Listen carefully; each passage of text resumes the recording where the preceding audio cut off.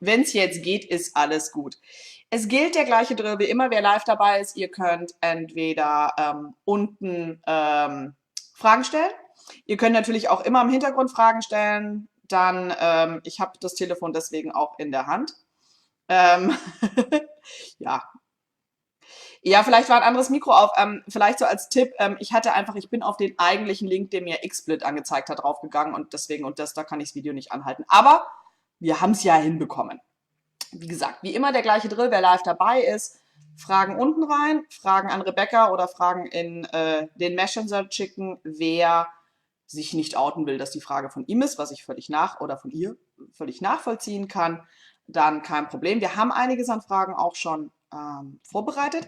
Es ist kein reines Q&A, sondern es gibt erstmal eine ganze Reihe Input an der Stelle, was es mit Pricing überhaupt auf sich hat. Also wir gehen eigentlich in 4 große Punkte heute rein, rund ums Pricing.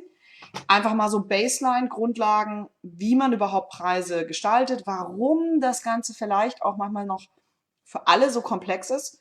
Ich hoffe, das entspannt euch ein bisschen, weil ich weiß, also dieses Live-Video ist darauf entstanden, weil einfach so viele Themen immer wieder zum Pricing aufkommen. Und deswegen wollte ich mit euch heute ein Facebook Live-Video zu dem Thema machen, das ihr in Ruhe zum Nachgucken nachher auch auf YouTube finden werdet. Wir werden das runterladen und dann wieder hochladen, sodass ihr also da auch nochmal eine andere Möglichkeit habt, das in Ruhe, wenn ihr wollt, euch dort auch anzugucken.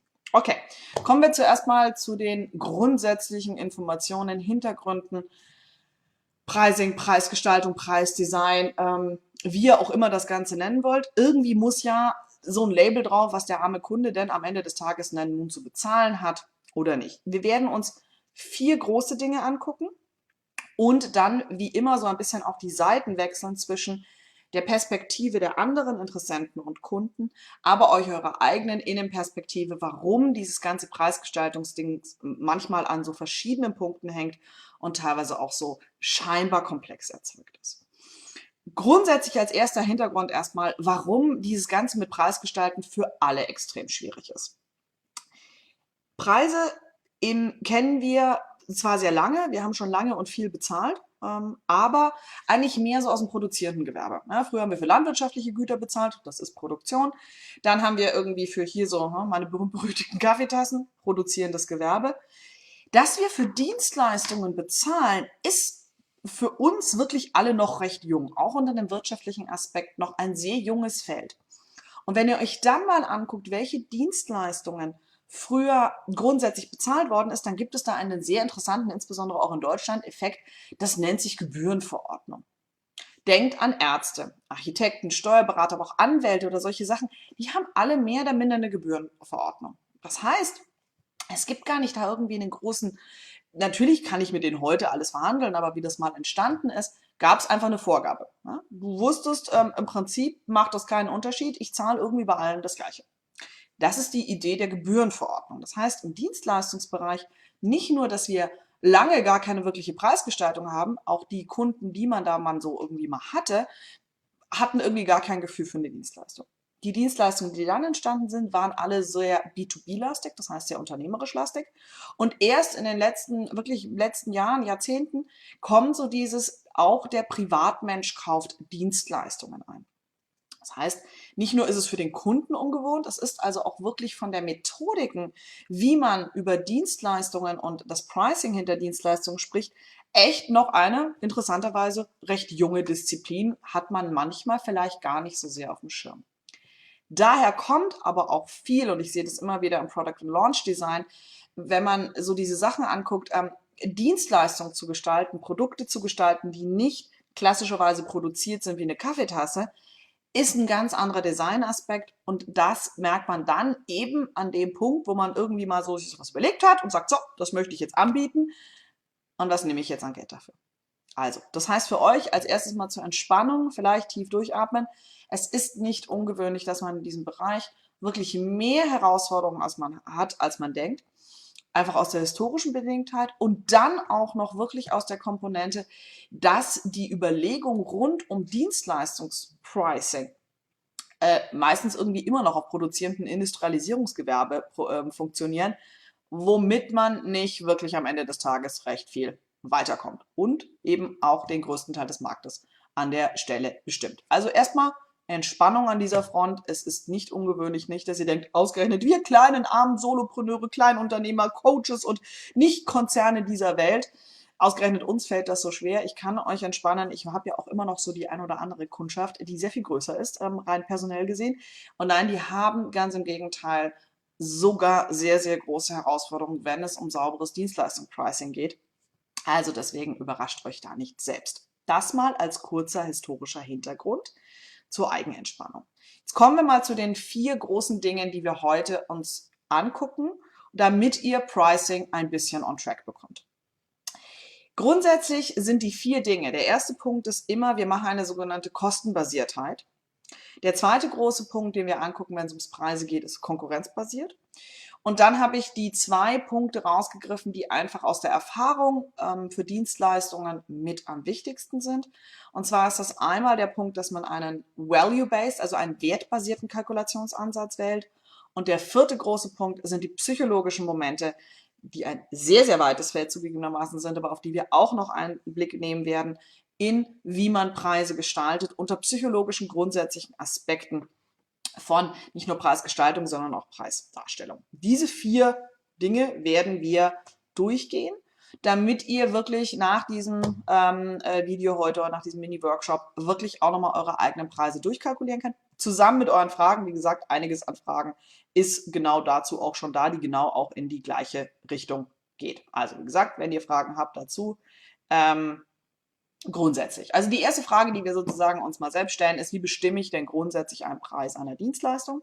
Und dafür gibt es eben diese 4 Ansätze. Es gibt erheblich mehr Ansätze, aber das sind die 4 wirklich wichtigsten, die man grundsätzlich durchgehen sollte, aus meiner Erfahrung heraus. Der erste Punkt ist der sogenannte kostenbasierte Ansatz. Heißt, das ist das, was wir klassisch mit BWL, Kostenkalkulation oder sonst irgendwas verstehen. Heißt, ihr müsst euch wirklich mal hinsetzen und einfach mal Zahlen aufschreiben, was die Erbringung eurer Dienstleistung wirklich kostet, damit das irgendwie mal sogenannt kostendeckend ist. Es gibt dafür auch ganz tolle Kalkulatoren, Stundensatzkalkulatoren und sonst irgendwas. Wenn ihr in Stundensätzen arbeitet, dann gibt es so eine Pi mal Daumengröße, die sich über die Jahre eingependelt hat. Unter 65 € die Stunde ist es grundsätzlich komplex, überhaupt ein Business am Leben zu halten. Achtung, das basiert natürlich immer aus einer bestimmten Quote, die ihr ausgebucht seid und natürlich auch immer aus dem, was ihr wirklich an Geld erwirtschaften sollt. Also, kostenbasiert heißt, ihr nehmt Zettel und Stift und macht eine Spalte, in der ihr einfach mal aufschreibt, was ihr wirklich an Kosten habt, um diese Dienstleistung zu erzeugen. Das können sein, ihr braucht Miete für einen Besprechungsraum. Vielleicht habt ihr Fixkosten an sowas wie hier ein E-Mail-Provider-System oder ich sage das böse Wort, ihr müsst noch jemanden für die DSGVO bezahlen, was auch immer. Grundsätzlich unterscheiden wir in fix und variable Kosten. Und für uns ist es ja auch immer, wir sind ja sehr nah, dass unsere privaten Kosten natürlich auch immer mit unseren beruflichen Kosten zusammenhängen. Auch das, wenn ihr zum Beispiel einen Babysitter braucht oder sonst irgendwas, das kommt in die Kostenkalkulation. Das ist das, wo ihr einfach mal zusammenrechnet, was ihr grundsätzlich eigentlich so an Umsatz vielleicht im Monat, in der Woche oder sonst irgendwas braucht. Und wenn ihr euch dann überlegt, okay, wie viel Stunden kann ich denn so verkaufen, dann kommt man auf so eine Grundlagenkalkulation. Dazu gehören eben Steuern, Krankenkassen, also diese üblichen Dinge. Das ist wirklich die ganz klassische BWL-Kostenkalkulation. Am Ende des Tages, wie gesagt, was ich gerade schon gemeint habe, läuft es darauf hinaus, dass keiner von uns wirklich unter den berühmt-berüchtigten 65 € netto oder sonst irgendwas großartig arbeiten kann, wenn er rein stundenbasiert arbeitet. Vom Denkmodell ist es für euch grundsätzlich mal gut, bevor ihr euch in all diese anderen Sachen hineinbewegt, in eine Workshop-Konstruktion, in 1 zu vielen, 1 zu mehreren Online-Kurse, in Digitalprodukte, einfach mal wirklich mit der klassischen Dienstleistungskalkulation stundenbasiert anzufangen. Und einfach mal wirklich ehrlich durchzurechnen, wie viele Stunden in der Woche könnt ihr wirklich arbeiten. Davon gehen wir mal aus, das wäre das Maximum, was ihr auch abrechnen könnt. Wo sind wir denn da an der Stelle, dass das Ganze irgendwie sinnvoll ist? Je größer dann ein Unternehmen wird, umso mehr steigen natürlich auch die Kosten. Sei es über Mitarbeiter, aber sei es natürlich auch über eine geänderte Steuerlast, geänderte Sozialversicherungsabgaben, Mieten.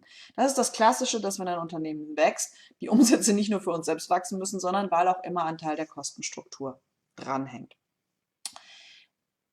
Wichtig. Das ist immer der erste Punkt. Am Ende des Tages muss man aber ehrlich sagen, so eine Kostenkalkulation, da sind wir noch sehr an, wie als würden wir produzierendes Gewerbe sein. Ja, als würden wir sowas wie ein Auto produzieren und unsere Teile zusammenrechnen und dann würde man einen Margenaufschlag machen. Da kommen die klassischen Kostenüberlegungen nämlich her. Man setzt alles zusammen, was am Ende des Tages so zusammen kostet und dann mache ich einen Margenaufschlag. Ja, das heißt, ich stelle fest, meine Fixkosten pro Stunde wären, keine Ahnung, 100 Euro, damit ich jetzt irgendwie am Ende des Tages überhaupt was damit verdiene, muss ich einen sogenannten Margenaufschlag machen und dann knalle ich sozusagen, weiß ich nicht, 10 Euro drauf und dann am Ende des Tages habe ich damit einen hoffentlichen Gewinn von 10 Euro die Stunde. Damit komme ich vielleicht nicht sonderlich weit. Das ist aber die grundsätzliche Kostenkalkulation. Aus der Erfahrung heraus, wie gesagt, merkt euch diese 65 Euro die Stunde. Es gibt zig Dienstleistungskalkulationsrechner, die nichts anderes tun, als genau diese Stundensätze für euch zu kalkulieren. Das hilft euch nur bedingt viel. Das ist wie so eine Grundlage von dessen, was ihr als wenn ihr in Stundensätzen denkt, mindestens mal berechnen müsst. Ansonsten könnt ihr euch mit so Dingen wie Insolvenzverwalter oder Privatinsolvenz beschäftigen. Punkt. Dann kommt der zweite große Ding und das ist die sogenannte Konkurrenzbasiertheit. Das heißt, der zweite große wichtige Punkt, ich muss wissen, was meine Konkurrenz für bestimmte Dinge in Rechnung stellt. Wenn ich nicht weiß, was der Wettbewerb und die Konkurrenz für Dienstleistungen nimmt, kann ich die ganze Aktion relativ flat vergessen. Warum? Naja, weil der Kunde nicht doof ist und wir sowas wie Google haben. Das heißt, der Kunde normal und wie oft sieht man heute, wenn ihr mal in ein großes Kaufhaus euch verirrt oder zum Mediamarkt oder zum Saturn geht, dann stehen sie alle da mit ihren Telefon und dann wird da nebenbei schön mal schnell geguckt, wo ist es denn billiger. Selbst wenn man auf Amazon oder im Online-Shop irgendwas findet, wir haben selbst da Preissuchmaschinen und so weiter. Nochmal, das sind alles sehr produzierende Geschichten, aber das haben wir natürlich auch im Dienstleistungsbereich. Das heißt, konkurrenzbasiert ist ganz, ganz wichtig. Genau, Volker, ja, du bist meinem Gedanken sozusagen einen Tacken vorausgerannt, aber ich bin ja froh, dass du es im Blick hast, dass der Wettbewerb mit betrachtet haben muss. Und so habe ich es nicht vergessen zu erwähnen. Ich bin ja gut, finde es ja super, wenn ihr mitdenkt. Es ist genau das, einfach den Wettbewerb wirklich sauber anzugucken. So, jetzt passiert aber bei der Wettbewerbsbetrachtung häufig so ein paar Fehler. Erstens, der Klassikerfehler, einer meiner Lieblingsfehler, man kann sich ja einfach mal auf den Standpunkt setzen, ich habe gar keine Konkurrenz. Denn das, was ich mache, ist so einzigartig, das gibt es nicht nochmal irgendwo. Nee. Das kann vielleicht im Detail ganz innen drin ja sogar sein, dass die Dienstleistung von euch oder das Produkt, was ihr designt habt, wirklich so hoch einzigartig ist, dass es für euch erscheint, als würde es keine Konkurrenz geben. Das ist das ist am Ende des Tages aber Bullshit, um es ehrlich zu sagen. Nein, es ist schlicht und einfach so, wir haben immer Konkurrenz. Grundsätzlich auch aus dem Grundgedanken heraus, dass der Kunde ja zum Beispiel vielleicht dieses nickelig kleine Detail, was euch total abgrenzt, auf den ersten Blick gar nicht sehen kann. Deswegen ist es so wichtig, mal wirklich auch zu gucken, okay, konkurrenzbasiert, okay, wenn ihr Fotograf seid, so wie unser Haus- und Hoffotograf Volker, dann müsst ihr einfach angucken, was die anderen Fotografen machen. Wenn eure Dienstleistung wird immer aus Kundenwahrnehmung immer ein Konkurrenzprodukt sein. Es wird immer jemand anders geben oder ein Unternehmen geben, mit dem ihr euch vergleichen müsst oder werdet. Das kann sehr skurrile Sachen annehmen, ja. Dass Empathic Business dann irgendwie mit der Boston Consulting verglichen wird, fände ich persönlich ein bisschen komisch, ist schon vorgekommen. Ihr habt meinen Post vielleicht mitbekommen, dass ich 2 Anfragen bekommen habe, wo auf die üblichen Verdächtigen der Vertriebstrainingsszene und sonst irgendwas verwiesen wird. Dass an der Stelle natürlich auch da eine Kundenwahrnehmung ist. Ich bin sicherlich nicht der klassische Vertriebstrainer oder nur der reine Sales-Trainer, aber das ist genau das trotz alledem. In diesem Bereich wird man dann eben mit ganz bestimmten Personen oder Firmen verglichen. Das heißt, ihr müsst euch genau diese Sachen angucken. Was nimmt denn die Konkurrenz dafür?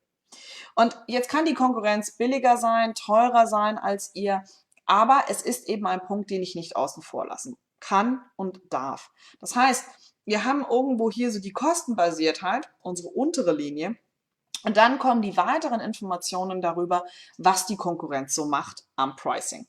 Und an dieser Stelle schwingt mehr oder minder die Überlegung zur Preiskalkulation von konkurrenzbasiert gleich in den so wichtigen Aspekt der Dienstleistung, nämlich in dieses wertbasierte Kalkulation.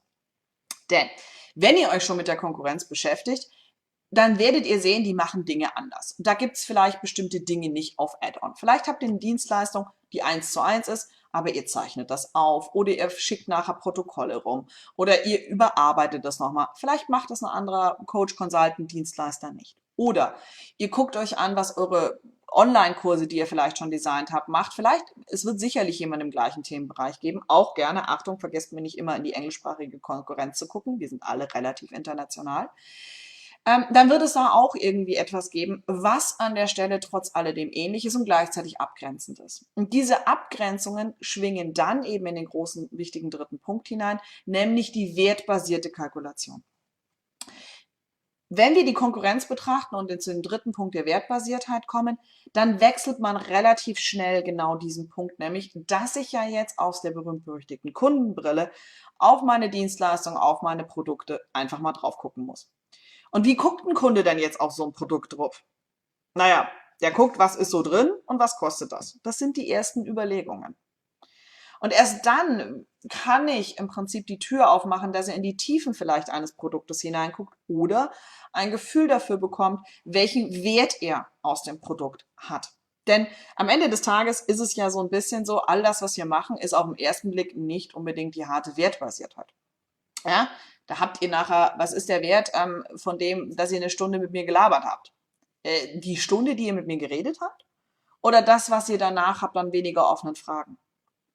Das ist genau diese Überlegung, die ihr immer wieder für euch selbst beantworten müsst, einfach mal den Wert eurer eigenen Dienstleistungen und Produkte zu sauber zu definieren und dann den Schritt, auf dem ich ja immer rumhacke, die Seite zu wechseln und den Wert aus der Kundensicht zu betrachten. Welchen Wert hat der Kunde denn wirklich daraus? Diesen Wert aus der Kundensicht, und deswegen nehme ich den auch als dritten Punkt nach der Konkurrenzbasiertheit, ist genau das, woran wir immer wieder selbst uns schwer tun. Das ist gar kein Thema, denn diesen Wert, wir sehen ja den Wert. Wir sehen den Erfolg nachher, den die Kunden haben, dass sie glücklicher sind, dass sie entspannter sind, dass sie mehr Kohle auf Konto haben. Das ist an der Stelle schon wichtig, aber der reale Wert besteht ja nicht darin, aus der puren, was man getan hat. Ja, also wenn ich jetzt so ein Video mache mit euch, dann ist das was, ich sitze hier in meinem netten Office und gucke in so eine Kamera rein. Dafür wird mich jetzt niemand bezahlen. Ja, also es wird einfach keiner auf die großartige Idee kommen, ach, schicke ich ihr mal Geld, weil sie sieht heute so gut aus. Nicht mein Job. Nicht Bibis Beauty Place oder wie heißt das? Nicht meine Abteilung. Und ich habe auch irgendwie kein Merchandise hier zum Hochhalten. Verdammte Hacke. Ihr müsst selbst kommentieren sozusagen und eure Dienstleistung unten in Werbethreads reinknallen. So. Der Wert liegt aber darin, von mir aus Wissen zu haben, Inspiration zu haben, Können zu haben, Umsetzungen, all das, wo man nachher auch Produktkategorien daraus bilden kann. Darin fängt an, der Wert des Kunden zu liegen. Und der Wert des Kunden an der Stelle ist definitiv eben auch ein preisbildender Mechanismus. Und das ist ganz wichtig an der Stelle zu verstehen. Es gibt wertbildende Mechanismen eben in diesen Kategorien, die den Preis für den Kunden treiben. Ganz wichtig, für was gibt der Kunde am wenigsten Geld aus? Für Inspiration. Warum? Weil es die da draußen tausendfach gibt und jeder von uns die mehr oder minder auch konstant gratis rausknallt. Guckt auf die Instagram-Accounts, guckt auf die ganzen inspirierenden Videos, guckt aber auch an, wenn ich Inspiration möchte, ist mein allererster Griff in den Bücherschrank.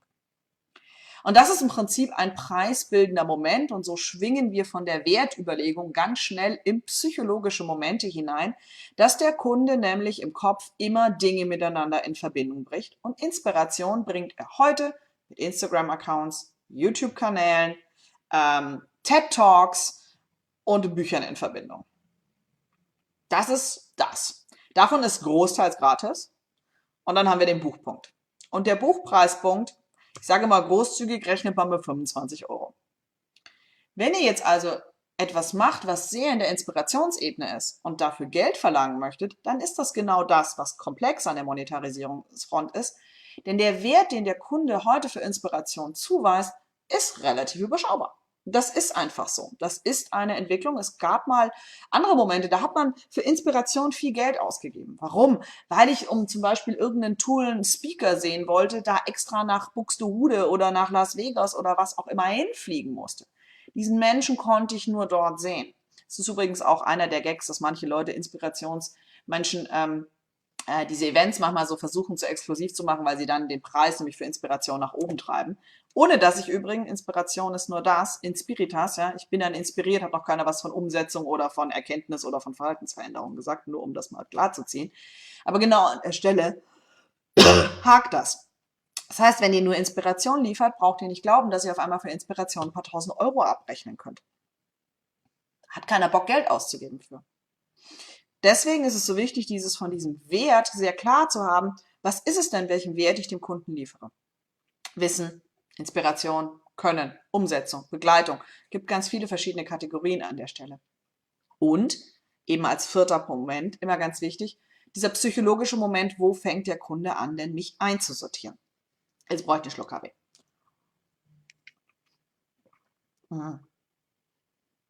Sonst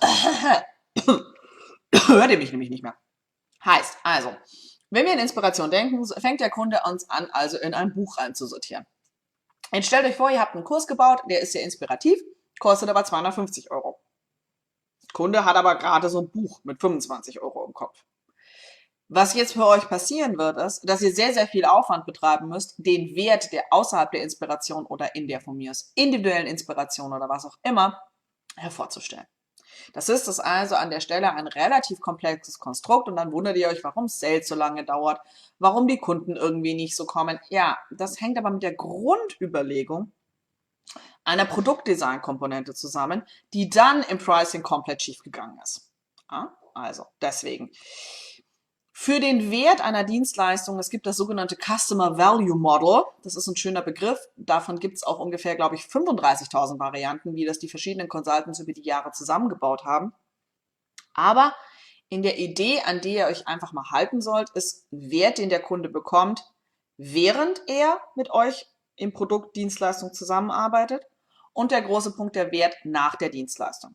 Also, es gibt immer diese zwei Punkte, Wert innerhalb der Dienstleistung, während des Prozesses und der Wert nach der Dienstleistung. Der Wert nach der Dienstleistung ist klassischerweise, dass der Kunde eben genau dieses Ergebnis einkaufen möchte. Und je größer er dem Wert dieses Ergebnisses zuweist, umso höher ist der Aspekt, dass er Geld dafür ausgibt. Und hier schwingen wir jetzt zu den berühmt-berüchtigten, wahnsinnig hohen Komponenten des psychologischen Momente einer Pricing-Struktur. Wenn wir nochmal kurz zusammenfassen, bevor wir auf die psychologischen Momente kommen. Wir haben eine harte BWL-Kalkulation, wo wir dann feststellen, okay, das kostet etwas und das muss ich einfach dafür abrechnen, damit ich irgendwie mit dem Zeug Geld verdiene. Dann gucke ich mir an, was die anderen dafür so nehmen, um mal festzustellen, habe ich überhaupt einen marktfähigen Preis, bewege ich mich in irgendeiner Benchmark, dass ich irgendwie sagen kann, hey, mein Stundensatz ist, keine Ahnung, ich bin das teuerste, das billigste oder was auch immer, oder ich bin im guten Mittelfeld, als auch die Details der Preisdiskriminierung und Abgrenzung zu anderen Dienstleistern, als auch eben, um dann rüberzukommen, welche Werte erzeuge ich denn für meinen Kunden während des Prozesses und nach dem Prozess. Das sind die groben Kalkulationen, die ihr machen müsst. Und das ist wirklich der einfachste Weg ist, ihr nehmt pro diese Herausforderung mal eine Seite DIN A4, schreibt oben kostenbasiert drüber, aufs zweite DIN A4-Blatt konkurrenzbasiert und aufs dritte DIN A4-Blatt wertbasiert und fangt mal an, diese Seiten einfach auszufüllen. Einfach um mal zu gucken, was muss der Spaß denn überhaupt kosten, was nehmen die anderen und welche Werte sind denn da und was gibt ein Kunde für diese Werte aus. So, als Gedanken bei Werten eben Inspiration in Buchdenken. Bei Umsetzung müsst ihr halt mal angucken, wenn ihr Umsetzung macht. Umsetzung ist zum Beispiel, dass Kunden schon gerne Geld ausgeben. Aber was ist denn genau für eine Umsetzung, die Sie möchten? Möchten Sie zum Beispiel eine Umsetzung, die sehr auf den Punkt ist, also einmal, ich kaufe das ein, oder möchten Sie eher eine Umsetzungsbegleitung? Das sind unterschiedliche Momente einer Preisgestaltung. Auch zum Beispiel Wissen. Wissen ist etwas, das in Deutschland momentan besser zu preisen ist als pure Inspiration. Einfach weil die großen internationalen Online-Plattformen, wo man Wissen sehr günstig und gratis einkaufen kann für den deutschen Kunden, entweder nicht richtig praktikabel sind oder viele zum Beispiel Sachen in meinem Bereich kann ich euch zwar ein amerikanisches Sales-Training reinschicken, davon habt ihr nichts, weil das deutsche Verhalten dermaßen anders ist, dass ihr davon nichts habt. Zum Beispiel mit Wissen kommt man relativ weit. Aber Wissen ist trotz alledem, dürft ihr nicht vergessen, wir haben in Deutschland nicht unbedingt die Kultur, dass wir für unser Wissen und unsere Ausbildung mal wirklich viel Geld in die Hand genommen haben, siehe Studiengebühren oder sonst irgendwas, und erst so in diesen Weiterbildungskategorien gedacht haben. Das heißt, wenn ihr jetzt wertbasiert und konkurrenzbasiert anguckt, heißt es auch, dass ihr euch mal andere Weiterbildungsinstitute zum Beispiel angucken müsst, die vielleicht nur so ungefähr ähnlich sind, wo ihr aber zum Beispiel einen anderen Wert liefert. Und schon könnt ihr einen anderen Preis liefern. Auch zum Beispiel, indem ihr, was ich gerade gemeint habe, Wert einer Dienstleistung innerhalb und danach eben um werterhöhende Momente seid. Videos, die man downloaden kann, Cheat Sheets, eine bestimmte Verfügbarkeit, all das sind wertbildende Momente innerhalb einer Dienstleistung. Mann, was für ein Wort. Während des Prozesses und nach des Prozesses. So. Das mal die Grundlagen, Basics. Jetzt kommen wir zu dem vierten und definitiv größten Feld, die ganzen psychologischen Momente. Dienstleistungspricing ist verdammt viel Psychologie. Eigentlich am Ende des Tages, wenn man die anderen Sachen, nämlich ist auch Value-Based bereit, mehr oder minder fast pure Psychologie, wenn ich mal den ganzen Konkurrenz- und Grundlagen-BWL-Schrott im Griff habe. So, wenn wir jetzt beim psychologischen Momenten sind, dann fängt es beim psychologischen Pricing mit so Grundlagen an, wie ich gerade schon gesagt habe. Der Kunde sortiert Dinge ein, Buch zur Inspiration, Wissen, wie viel habe ich denn mal für eine Schulbildung oder wie viel gebe ich für Nachhilfe aus. Solche Sachen laufen im Kopf des Kunden ab. Aber auch solche Dinge wie, ich finde es ja immer lustig, mit was man alles mehr Kunden und mehr Umsatz erzeugt. Also, das ist immer so eine Tagline, für mehr Kunden. Also alles. Wenn wir mal in meinem Bereich, alles erzeugt mehr Kunden. Egal, was ihr tut. Ob das ein YouTube-Live-Video ist, für mehr Kunden. Mehr Sichtbarkeit für mehr Kunden. Mehr für mehr Kunden. Warum macht man das? Naja, genau das, weil das eine hohe psychologische Komponente ist. Die meisten Selbstständigen brauchen grundsätzlich mehr Kunden, mehr Umsatz, mehr Gewinn. Naja, wir sind Unternehmer, also wollen wir Geld verdienen. Punkt. Das heißt, wenn ich eine Dienstleistung in diesem Bereich anbiete, dann ist das eine ganz klassische psychologische Überlegung an der Punkt, einfach an der Stelle zu sagen, für mehr Kunden. Egal, was ich da tue. Deswegen ist das ein psychologischer Moment, dass ich egal auf XY für mehr Kunden, für mehr Umsatz draufklebe. Funktioniert ganz gut, weil das eben der berühmt-berüchtigte größte Schmerzpunkt der Kunden ist, die ich eben nicht nur im Sales, sondern auch im Pricing gleich mit abdecke. Denn wenn etwas nur, stellt euch vor, ihr macht etwas, damit ihr nur bekannter werdet. Bekannter werden heißt halt noch keine Kunden. Wie viel Geld würdet ihr für pure Bekanntheit ausgeben, die nachher keine Kohle auf Konto bringt? Oder wie viel Geld würdet ihr ausgeben für Bekanntheit, die danach Kohle auf Konto bringt? Ja, ziemlich offensichtlich. Für nur mehr Bekanntheit, wenn ich jetzt gerade nicht total narzisstisch bin, gebe ich erheblich weniger Geld aus, als für mehr Bekanntheit, die mir danach Kunden bringt. Das heißt, psychologisches Pricing hat nicht nur mit der Zahl zu tun, die ich da hinschreibe, sondern sehr bewusst auch mit all dem, was ich da außenrum kommuniziere. Es gibt natürlich ein paar Zahlen, es gibt so psychologische Pricing-Momente, die sind charmant und die werden im allen Ernstes komplett durchgezogen. Ein Beispiel ist, wenn ihr etwas aufruft, was vierstellig ist, also größer als 1.000 Euro, dann macht es in der Kundenwahrnehmung ab bestimmten zum Beispiel einen Unterschied, ob etwas 5.000 und dann der Punkt in der Mitte steht oder ohne den Punkt. Die Zahl wirkt größer mit dem Punkt, als sie ohne den Punkt wirkt. Das ist psychologisches Pricing. Und zwar ist häufig psychologisches Pricing die Preisdarstellung, weniger die realen Werttreiber in einem Pricing. Spannender Faktor, kennen wir alle das ganze berühmt-berüchtigte Ding. Auf Landingpages hat es normalerweise 3 Ausgangsmöglichkeiten. Ja? Produktvariante klassisch, Produktvariante Premium und Produktvariante VIP. Meistens sollen wir genau das in der Mitte kaufen. Und das ist nichts anderes als eine psychologische Darstellung eines Preises. Bis hin zu, dass sich angeblich Sachen für 47 Euro besser verkaufen als für 49 Euro, was übrigens für den deutschen Markt Bullshit ist. Das hat was mit der Fixierung auf englischsprachige Komponenten zu tun, nicht auf deutschsprachige Komponenten. Nur mal so als Hinweis, die 47 und 49 Euro, die 2 Euro könnt ihr mitnehmen, die 47 Euro werden sich nicht besser verkaufen als die 49 Euro. Aber es gibt sogenannte psychologische Preishürden. Psychologische Preishürden sind, ja, zum Beispiel berühmt-berüchtigte 50 Euro. Es ist wahnsinnig viel schwerer, ein Produkt für 55 Euro zu verkaufen, als eins für 49 Euro. Also 47 zu 49 Euro macht keinen Unterschied. 49 Euro zu 55 macht einen Unterschied. Wenn es zum Beispiel um Kaffee geht, kriegt ihr Produkte für 4,80 Euro gut verkauft, für 5,20 Euro nicht. Und zwar massive Umsatzeinbrüche. Ja, das sind 40 Cent Unterschied, aber das hilft an der Stelle nichts. Also ganz wichtig an der Stelle, es gibt sogenannte psychologische Preishürden für Kunden. Das sind eben, die erste Schwelle sind eben so zwischen 25 und dann eben die 50er Grenze. Dann kommt die Grenze zwischen unter 100 Euro, das heißt, sobald wir umstellen auf springen über die 99 Euro. Achtung, die meisten Kunden, wenn ihr nicht klassisch reines B2B macht, dann habt ihr Mehrwertsteuer drin und der Kunde, selbst bei meinen kleinen B2B-Kunden nur noch am Anfang stehenden, muss ich immer aufpassen, dass an der Stelle der B2B-Preis, die alle mit Mehrwertsteuer rechnen und nicht als durchlaufenden Posten. Also passt mir bitte bei der Kalkulation auf mit oder ohne Mehrwertsteuer bei der Preisdarstellung. Also nächste psychologische Hürde, die springt, ist über 100 Euro. Also 99 Euro. Und auch da ist es ganz häufig so ein Fall, so, dass die 99 Euro gut zu platzieren sind, die 110 aber nicht. Ja?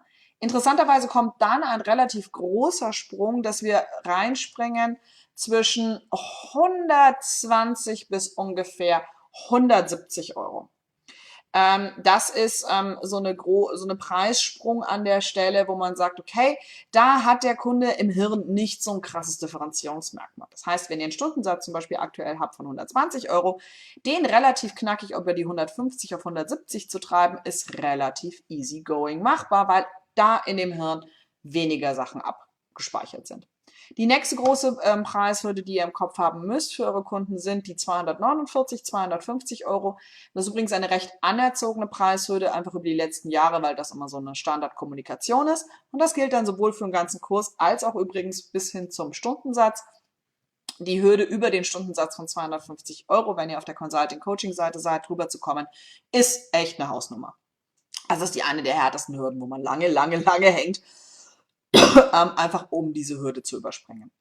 Und dann fängt es an, dass die Sachen lange nicht mehr so psychologisch gepreist sind mit diesen Hürden. Wenn wir mal außerhalb dieser 250er Euro Kategorie sind, dann fängt es an, in großen Sprüngen zu arbeiten. Unter 500, unter 1000. Und dann wird das Feld relativ breit und offen, weil dann fangen an, die psychologischen Momente nicht mehr so stark zu greifen. Und meistens geht es mir wieder eher darum, die Gesamtsumme in Kleinteile zu zerlegen. Ihr wisst auch, ich bin ja ein großer Freund, der mit Zahlplänen arbeitet, weil ich ein großer Freund davon bin, Sachen verfügbarer zu gestalten, was über Zahlpläne eben ein sehr charmantes Modell ist. Das sind solche Geschichten an der Stelle. Auch zum Beispiel ein wichtiger psychologischer Moment, den ihr verstehen müsst beim Pricing ist es eine Einmalzahlung, ist es ein Abo-Modell oder kaufe ich einen Zahlplan ein? Das macht psychologisch für den Kunden einen riesen Unterschied. Mal ganz abgesehen von Cashflow-Überlegungen, ist es eine Einmalzahlung eine Einmalzahlung. Das heißt, ich muss sehr genau gucken, okay, der Kunde muss zu dem Punkt, wenn er die Einmalzahlung leistet, wirklich die Gesamtsumme, den Gesamtwert komplett verstanden haben, um die 2.500 Euro zu bezahlen. Habe ich ein Abo-Modell, wo ich also Fitnessstudio-like konstant monatlich bezahle, dann wird der Kunde diese Gesamtsumme witzigerweise nie hochrechnen. Die meisten haben nie ausgerechnet, was ihr Handyvertrag über die komplette Laufzeit von 24 Monaten kostet. Ja, haben sie nie ausgerechnet, weil sie nur diese monatlichen Zahlungen sehen. Das heißt, auch genau an dieser Stelle ist also ein Abo-Modell eine ganz andere Konstruktion als eine Gesamtzahlung. Und Abo-Modell an der Stelle von der Preisstruktur auch ein ganz anderer psychologischer Moment, da der Kunde zum Beispiel in Deutschland dann eben anfängt, das mit anderen Abo-Modellen zu vergleichen, die er kennt. Telekommunikationsanbieter, Fitnessstudio sind mal so die zwei größten, würde ich sagen. und daraus eben auch eine andere Wertzuweisung zu machen und dass der deutsche Kunde an der Stelle irgendwie nie auf die Idee kommt, dass man die Dinge kündigen kann. Das hat einen einfachen Hintergrund, ja, weil die beiden genannten Beispiele eben mir immer mindestens 24 Monatsverträge zwingen, egal ob ich will oder nicht. Dass die meisten Abo-Modelle oder Memberbereiche, wie zum Beispiel mehr so die Dienstleistungs, haben dieses Modell gar nicht. Das heißt, man kann sehr viel früher wieder kündigen. Aber das hilft nur trotzdem an der Kundenwahrnehmung nichts. Das heißt, wenn ihr euch in diesen Bereich hineinbewegt, sind wir wieder sehr schnell bei Konkurrenz basiert und dummerweise ist eure Konkurrenz nicht der Memberbereich von anderem Coach oder Consultant oder was auch immer, sondern mehr der von einem Fitnessstudio. Also be aware auf diese Vergleichsmodelle, die der Kunde baut. Was ist jetzt der Unterschied zwischen psychologisch gesehen von einem Zahlplanmodell zu einem Abo-Modell? Also zum Beispiel Dudu ist ein 12-Monats-Programm. Das könnte auch einfach ein Abo-Modell sein. Denn man kommt in Dudu rein und dann kann man da jeden Monat nicht wieder kündigen oder sonst was. Ich habe mich zum Beispiel bewusst gegen ein solches Abo-Modell entschieden, also gegen den klassischen Membership-Bereich, weil ich einfach weiß, 12 Monate Begleitung und Umsetzung sind 12 Monate. Punkt. Kunde kauft 12 Monate ein und kann sich entscheiden, Einmalzahlung oder als Zahlplan der kontinuierlichen Betreuung. Das ist aber mehr dann eine finanzielle Entscheidung, was ich mir gerade leisten kann und möchte, als weniger dieses, ich gehe in einen Ehevertrag mit mir ein oder eben, dass ich zum Beispiel bei dem Produktdesign sehr genau überlegt habe, was möchte ich damit erreichen. Und ich will eben bewusst ich komme mal rein, Memberbereich und bin dann wieder weg, sondern ich will echte Umsetzung und Umsetzungsbegleitung in dem Produkt haben. Das kann ich aber nur generieren, wenn ich maximal entweder einen Probemonat, damit jemand eine Idee davon bekommt, oder dann eben das konstant über 12 Monate durchziehe. Das ist von der Überlegung her komplett anders. Und das hat dann eben in der Pricing, eben insbesondere auch auf der Preisgestaltungsnatur, einen Unterschied in der, trotz alledem muss ich mich bei Dudu eben halt auch, wenn es ein Zahlplan ist mit einem End- und Anfangsdatum, eben damit beschäftigen, wie wird dieser Preis wahrgenommen? In welche Dinge sortieren die mich ein? Und bei mir werde ich dann eben halt in Memberbereiche von anderen Leuten einsortiert und natürlich auch trotzdem in den Bereich von mir ist ein Mobilfunkvertrag. Dass eine Stunde mit mir pro Woche im Q&A wertvoller ist als mein blöder Telekom-Vertrag, behaupte ich zwar, das hilft aber nichts, wenn im Hirn trotzdem diese Querverbindung bei meinen Kunden besteht. Oh, bin ich noch da? Oh Gott, seht ihr mich noch? Also bei mir läuft noch alles. Seht ihr mich wieder? Huhu. Seht ihr mich noch?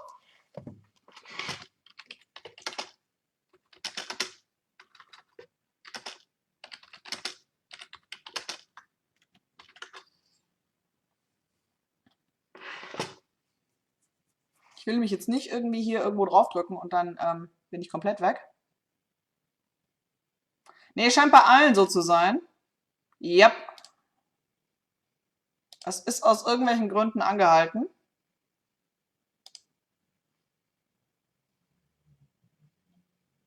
Gebt mir eine Sekunde, ich versuche mal rauszufinden, woran es liegt.